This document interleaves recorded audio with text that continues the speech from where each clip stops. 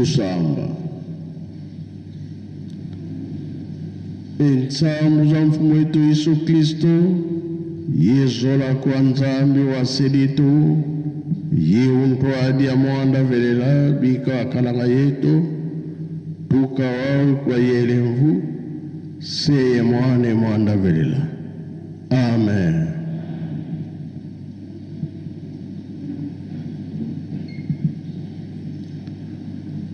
Nakumba tata mwana pe tata mulimo santo. Tolanda ki matei na biso. Mama pasteur mutateya ki biso. Abandela ki na banzembo ba Yuda. Akei na mibeko. Mikanda na asuka toyoki. Tobomba tosalila yango. Pona mukolo wana tobika. Deke tolobaka ntango nyonso biso toza susu na makambo mingi ya koloba te, kasi oyo bayaka oyo toyokaka mbango ya ndenge na ndenge tolandi makambo bakonzi na biso balobi ya solo bateyi biso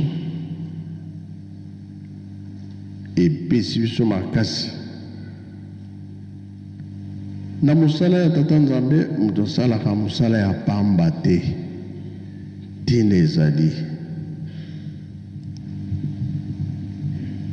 bango basali ya leta basali likambo monene oyo balobi awa, bango mpe balobi bien oyo mpe biso toye nango toye kotonga Yerusalem. Esengo bien esengo te.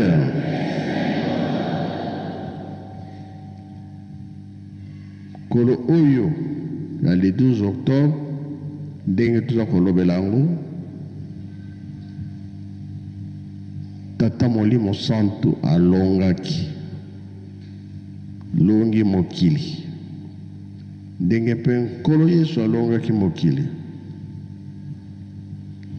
Kasi tina nini biso tobondelaka tosambelaka? Eza likambo monene. Bino bato bosambelaka bozwaka nini? Kaka bozwaka na mpasi. Kasi ndenge papa Mfuma Longo aza koloba na ete bobangi ya tata nzambe ezali ebandeli ya mayele. Towelela liboso bokonzi ya likolo oyo etikali ye moko nzambe akopesa. Biso bato bondelaka tosambelaka towelelaka bokonzi ya likolo oyo etikali ye moko nzambe akopesa. Nakozwa exemple kolo Yesu babomi ye batie na ekolozu. Bato oyo basalaki mosala wana balobi boye, makila na yo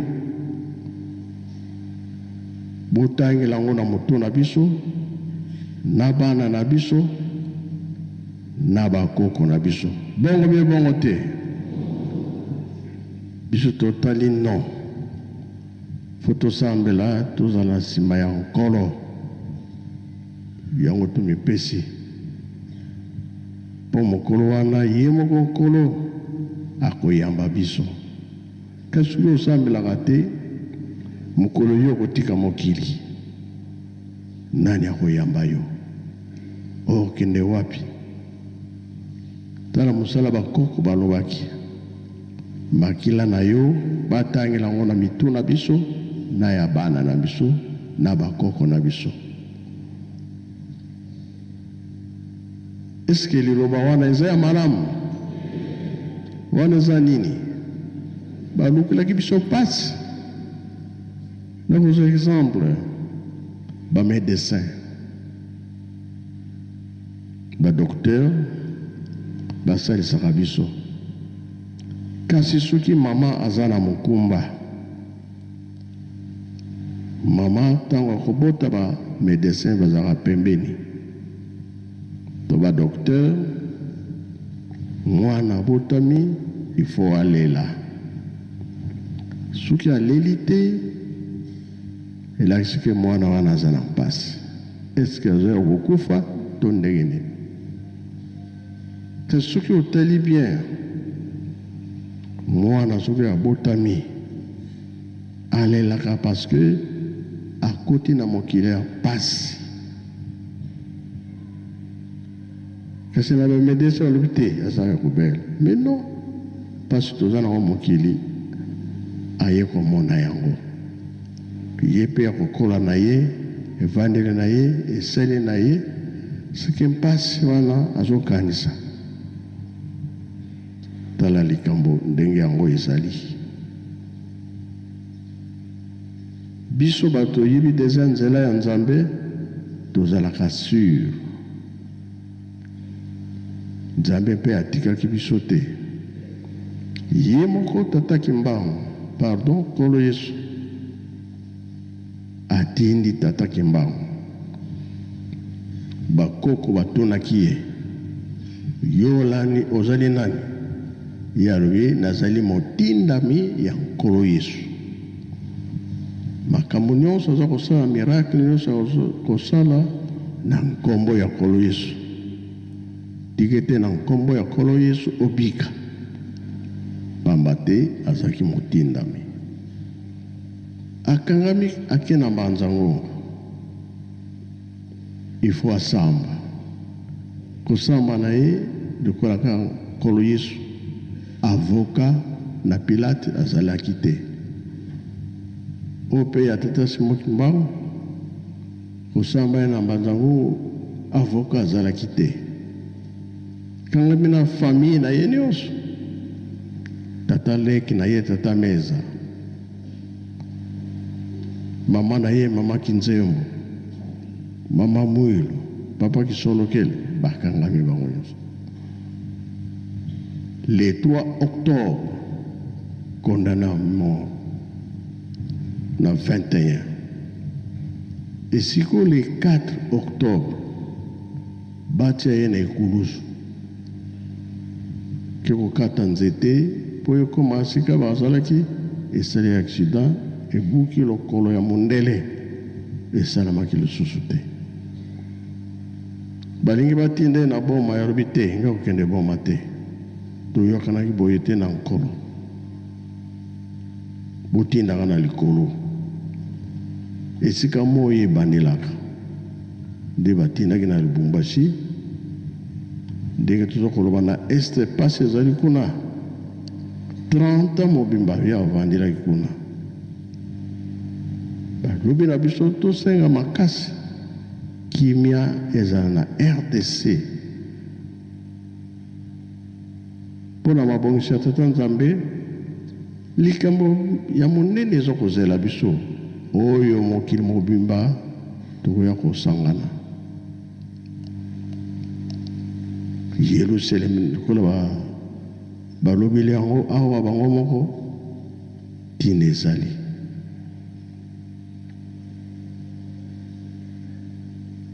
Mboka oyo ekozala monene. Bethlehem mboka moke. Kasi kuna Nkolo Yesu abotamaki kuna ekoma monene. Mabota nyonso tokoya na Yerusalem. Koya kosangana. Le 3 octobre 51, 30 ans de ekokaki. Oyo bayokanaki na Nkolo Yesu. Le 4 octobre alobi ngai boloko esili. Abimi na ye. Eza te leta mutu abimisaki ye moko. directeur alobi zonga alobi te nga na kozonga lisusu te 30 ans nanga ekoki soki totali tozongisi miso na nsima tobomaki nkolo Yesu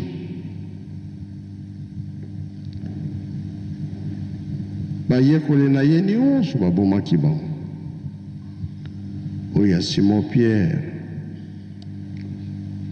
ntango basali programme baboma ye atelemi azonga na ndako na ye na mboka na ye pardon nkolo Yesu alobi te zonga okende kokufela bango Simon Pierre nde azongaki ye mpe bambomaki ye kasi ye alobaki boye motuna ya mokonzi na ngai etalaki likolo oyo ya ngai ya motu etala na se makolo likolo ndenge mpe babomaki ye kolakisa ete biso toza na devoir nzela nini olandi kula papa alobi awo ezala na balabala ezala wapi place oyo ozali soki yebisi moki mbango te alobi nini tala pasi oyo bamonaki 30 ans mpe balobi bien nkolo Yesu moto mwindo oyo ya Nazareth azalaki moto mwindo batuni tataki mbango na bamindele koya ya nkolo Yesu ya mbala mibale akoya na couleur nini tata Simon Kimbango alobi couleur kaka ya mwindo papa Salomo azalaki na couleur nini mwindo oyo atikaki Yerusalemi oyo azalaki moto mwindo tata de alungana moto mwindo atiki kotonga ndako ya Nzambe oyo tozali kilongo et résidence mais biso tozali riche maya nsima ezali kilongo mpe ezali bango nyonso bazali awa leta eza ya biso ezali koteya lingomba mpe eza ya biso tozali koteya leta aza na mibeko na ye asalelaka tozala botosi lingomba mpe aza na mateyi na ye apesaka tozala botosi mpo touti toyebi me mpa tozokende toyebi te ntango yango oyo Yerusalemi epesaki bino nzembo moko boyemba yango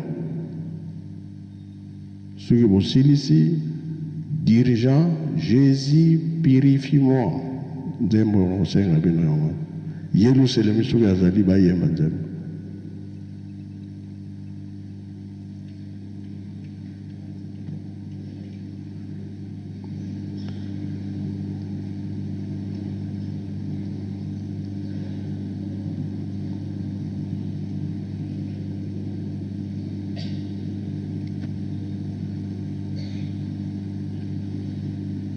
bavandeli wapi baza te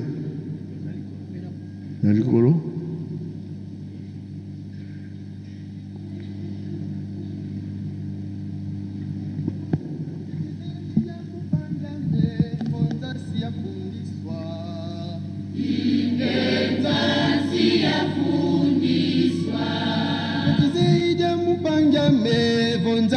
Fundiswa ingentasi yafundiswa usamileti kwetu mufukuye mumwingi leta yalembi kutubedisa usamileti kwetu mufukuye mumwingi leta yalembi kutubedisa ketizija mupanja mevonlongi sikafundiswa ingelongi sikafundiswa ketizija mupanja mevonlongi sikafundiswa sikafundiswa. Ingelongi sikafundiswa. Usamile tikweto, mfukule mumwini, enza yale mikutubekisa.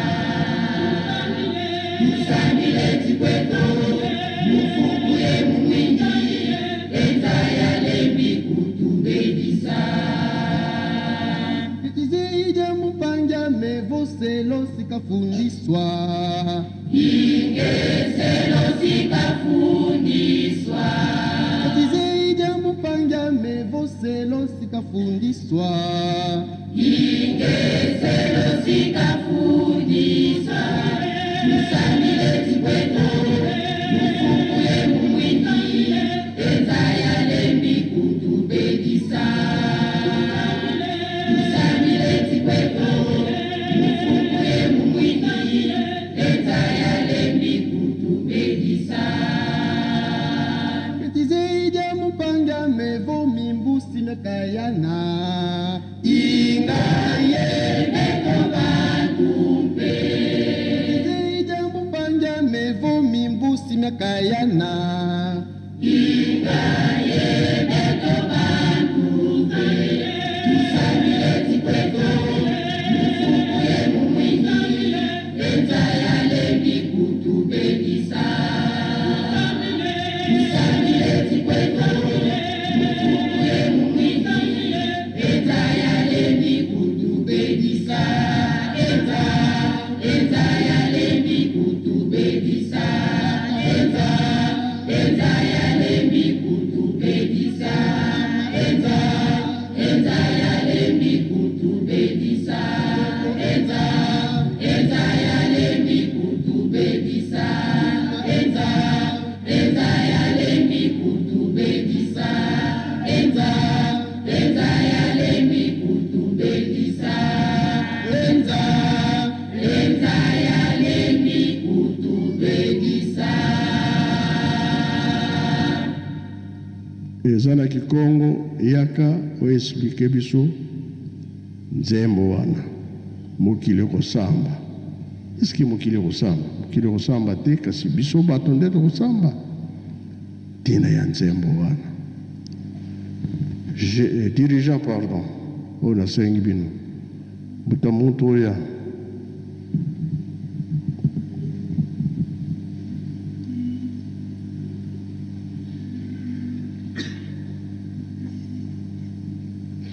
Je